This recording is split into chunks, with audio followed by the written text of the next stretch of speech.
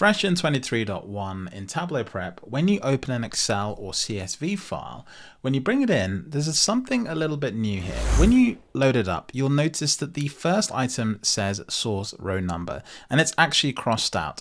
If we go over to the Changes tab, you'll also see that Tableau has already applied a change.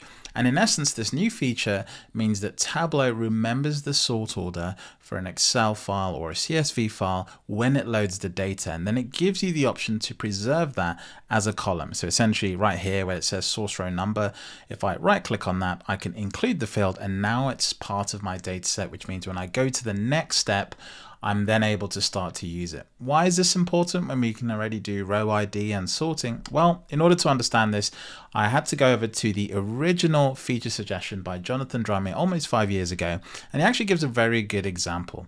When you're collecting data manually, typically the order in which you're putting data in has some sort of significance, or if you're using a tool that generates data in a certain order, sometimes that order is actually useful to know. So when you see new features in the Tableau community, quite often they've actually been suggested by someone really smart in the community, and in this case it's Jonathan. If you actually look at the different points here, his sort of one post has spawned multiple features, which is incredible, and I'm sure Tableau would have got to them anyway, but it's really useful to have the color and the perspective from other members in the community. So that's the new feature here in Tableau Prep.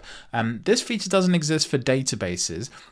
And in my head, I sort of asked why that was. And actually, again, Jonathan came to the rescue and he dropped a comment on my 23.1 overview video, which actually gives a really good explanation. And essentially, databases don't necessarily work in the same way as a flat file. And so the context is just a little bit different. And with the database, you can actually sort the data the way you want anyway. So it's not as important. But that doesn't mean it can't be done. It's just an interesting sort of semantic discussion about why you might do something. Anyway, that's it for the video. Thanks for watching, and I'll catch you in the next one.